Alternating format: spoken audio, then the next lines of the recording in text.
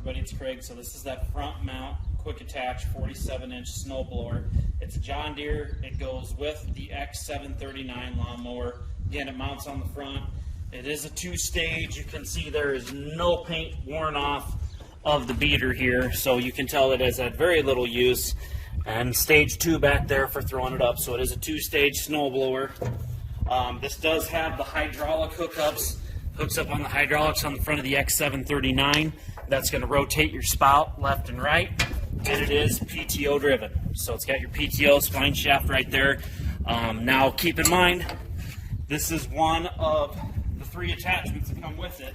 You've got your adapter plate up here that you have to put on the front of the tractor. That gives you your up and down, left, right hydraulics by hooking to this unit, and then you hook your other hydraulics up there to turn your spout back and forth.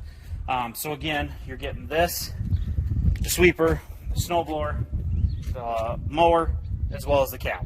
We'll show you the video of the next attachment next.